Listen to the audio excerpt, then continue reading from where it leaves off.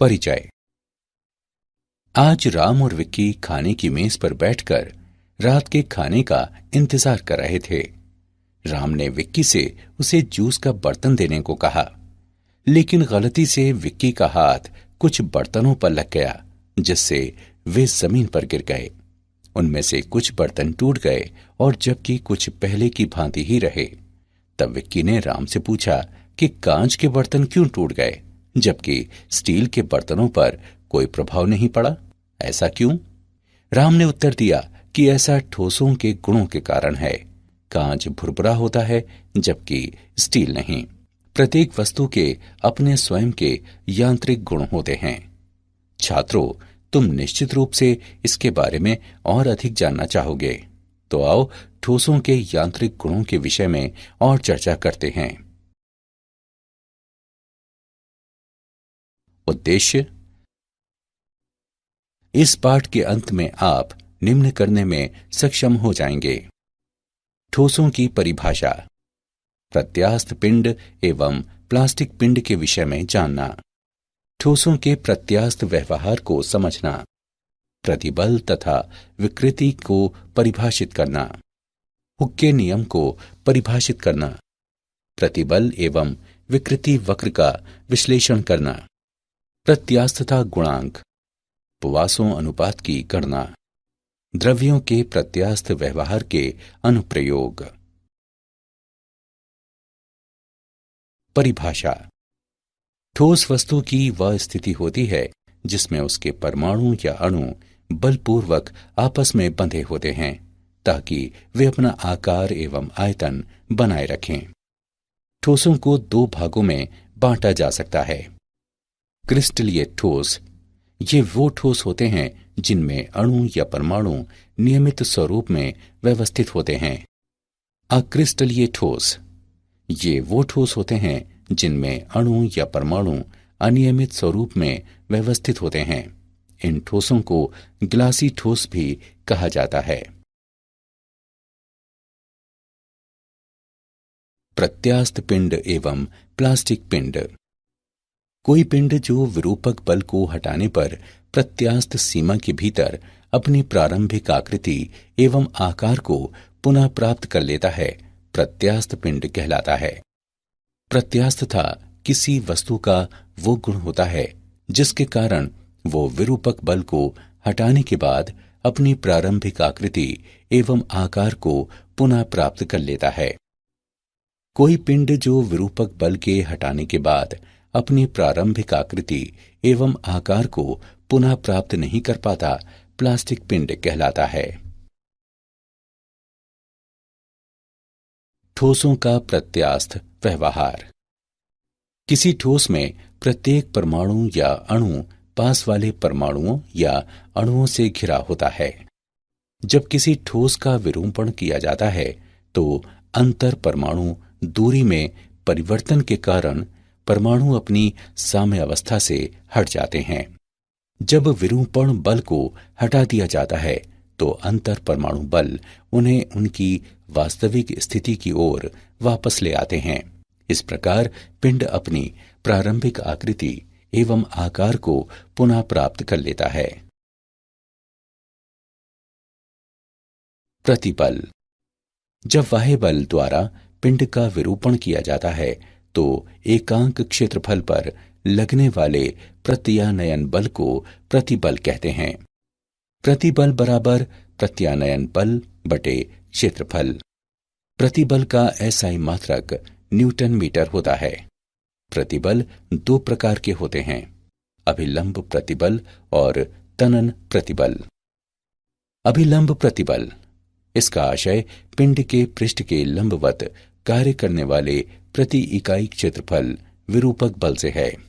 अभिलंब प्रतिबल दो प्रकार के होते हैं। तनन प्रतिबल, जब प्रयुक्त बल की दिशा में पिंड की लंबाई में बढ़ोतरी हो जाती है। संपीडक प्रतिबल, जब प्रयुक्त बल की दिशा में पिंड की लंबाई में कमी हो जाती है। स्पर्श रेखीय प्रतिबल, इसका आशय पिंड के पृष्ठ के स्पर्श रेखीय कार्य करने वाले प्रति इकाई क्षेत्रफल विरूपक बल से है। विकृति।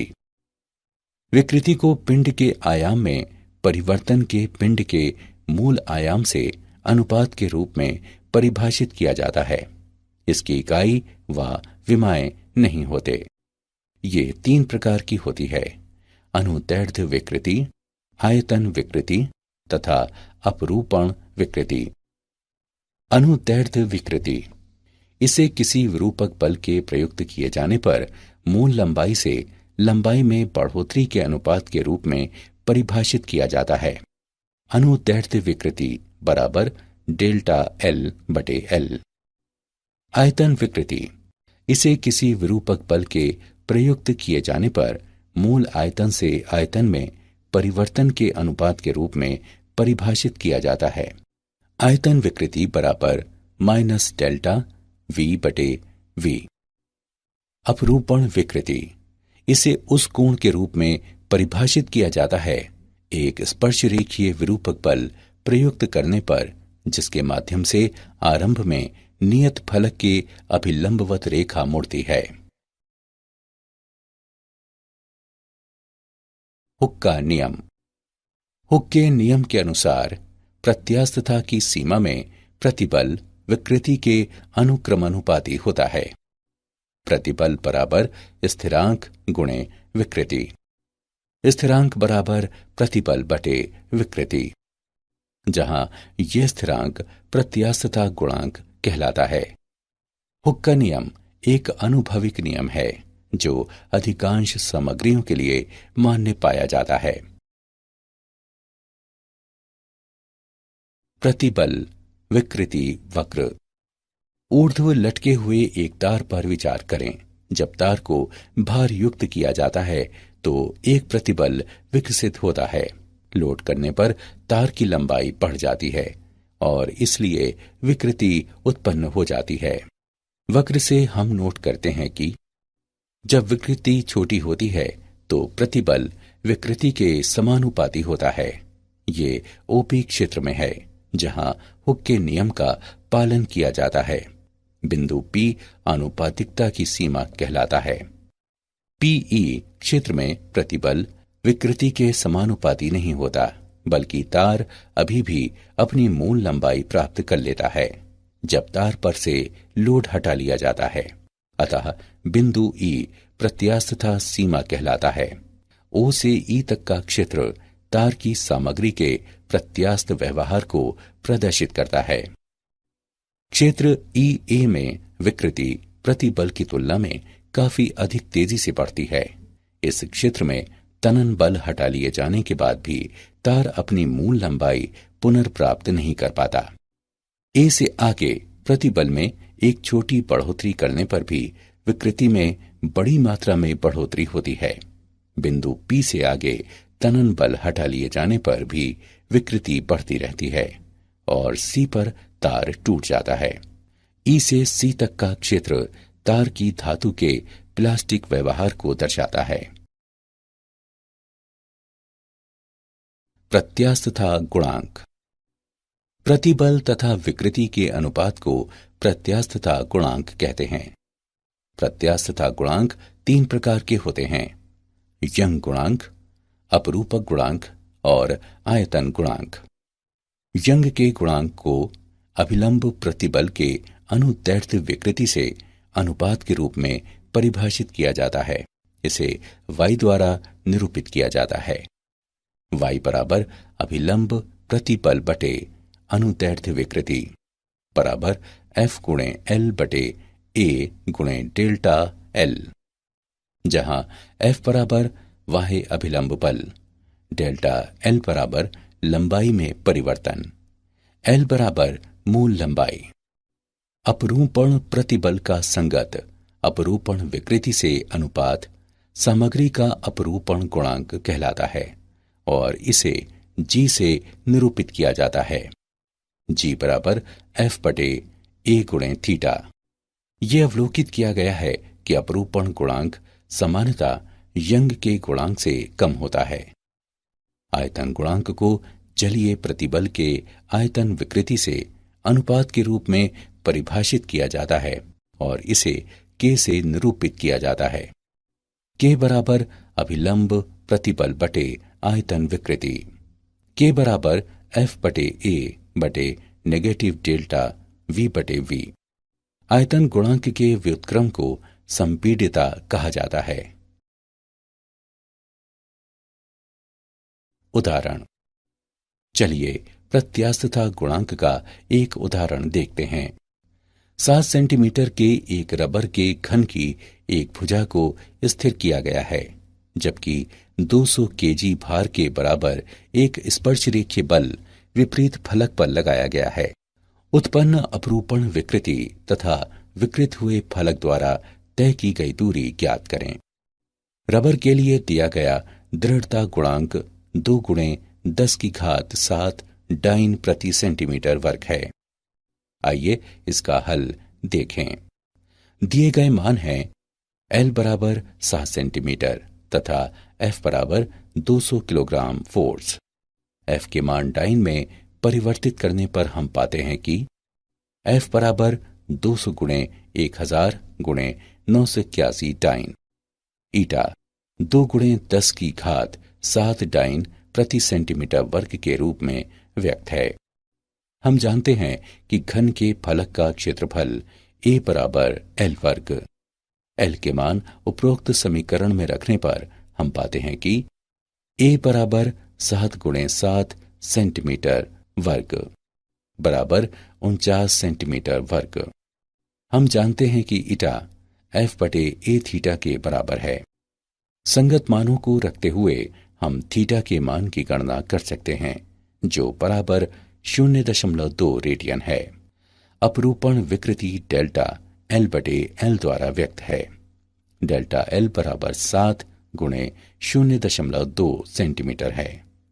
गणना करने पर हम पाते हैं कि डेल्टा L का मान बराबर 1.4 सेंटीमीटर है। पॉइजन्स अनुपात। जब हम किसी तार को खींचते हैं तो ये लंबा लेकिन पतला हो जाता है। इसका अर्थ है कि इसकी लंबाई में बढ़ोतरी के साथ इसकी अनुप्रस्थ विमा में अवश्य कमी होती है। किसी दी गई सामग्री के लिए नियतांक पार्श्विक विकृति और अनुदैर्ध्य विकृति को पॉइजन्स अनुपात कहा जाता है। V बराबर एप्सिलॉन डैश बटे एप्सिलॉन। यहां V पॉइजन्स अनुपात है। द्रव्यों के प्रत्यास्थ व्यवहार के अनुप्रयोग। कुछ सामग्रियां विरूपक बल हटा लिए जाने के बाद अपना मूल स्वरूप फिर से प्राप्त कर लेती हैं। ये विलंब प्रत्यास्थ पश्च प्रभाव कहलाता है। सामान्यतः निलंबन क्वार्ट्ज के बनाए जाते हैं, जिनका प्रत्यास्थ पश्च प्रभाव अत्यंत कम होता है। मशीनों के धात्विक पुर्जों पर प्रत्यास्थता सीमा से अधिक प्रतिबल नहीं लगना चाहिए, अन्यथा वे विरूपित हो जाएंगे। रेलवे पटरी बीम की अनुप्रस्थ विमा अंग्रेजी के आई वर्ण की आकृति की होती है। इससे हल्केपन का लाभ मिलता है और फ्लैंज लोडिंग के कारण संपीडन और तनन को सहन करने में समर्थ होते हैं। किसी दिए गए भार को उठाने के लिए आवश्यक धात्विक रस्सी की मोटाई रस्सी की सामग्री की प्रत्यास्थता सीमा के ज्ञान तथा सुरक्षा कारक को ध्यान में रखते हुए तय की जाती है। किसी सामग्री का उपयोग करते समय यह सुनिश्चित किया जाता है कि कार्यशील प्रतिबल सदैव इसके ब्रेकिंग प्रतिबल से अधिक हो। सुरक्षा के लिए यह अंतर आवश्यक है। क्या आप जानते हैं, मैक्सवेल आयतन गुणांक को परिभाषित करने वाले पहले व्यक्ति थे। हाल में किए गए अध्ययनों के मुताबिक अर्धक्रिस्टलीय ठोस नामक एक वर्ग भी होता है। इसमें अक्रिस्टलीय और क्रिस्टलीय दोनों अवस्थाएं साथ साथ उपस्थित रहती हैं। कुछ बहुलक इस संवर्ग में आते हैं, उदाहरण के लिए पॉलीएथाइलीन। जब किसी पिंड को गर्म किया जाता है, लेकिन कुछ सीमाएं आरोपित करते हुए इसे फैलने से रोक दिया जाता है, तो आंतरिक बल उत्पन्न हो जाते हैं, जो तापीय प्रतिबल नामक प्रतिबल उत्पन्न करते हैं। सारांश। आइए हमने जो कुछ सीखा है उसे संक्षेप में दोहराएं। ठोस किसी पिंड की वो स्थिति होती है जिसमें उसके परमाणु एवं अणु बलपूर्वक आपस में बंधे होते हैं ताकि वे अपना आकार एवं आयतन बनाए रखें। प्रत्यास्थता किसी पिंड का वो गुण होता है जिसके कारण प्रत्यारोपित बल को हटाने के बाद पिंड अपनी प्रारंभिक आकृति एवं आकार को पुनः प्राप्त कर लेता है। प्रतिबल को पिंड को किसी बाह्य बल द्वारा विरूपित किए जाने पर उसमें उत्पन्न प्रति इकाई क्षेत्रफल प्रत्यानयन बल के रूप में परिभाषित किया जाता है। विकृति को किसी पिंड की मूल विमाओं से पिंड की विमाओं में परिवर्तन के अनुपात के रूप में परिभाषित किया जाता है। हुक के नियम के अनुसार प्रत्यास्थता की सीमा में प्रतिबल विकृति के अनुक्रमानुपाती होता है। यंग का गुणांक अभिलंब प्रतिबल के अनुदैर्ध्य विकृति से अनुपात के रूप में परिभाषित किया जाता है। अपरूपण प्रतिबल का संगत अपरूपण विकृति से अनुपात सामग्री का अपरूपण गुणांक कहलाता है। आयतन गुणांक अभिलंब प्रतिबल के आयतन विकृति से अनुपात के रूप में परिभाषित किया जाता है।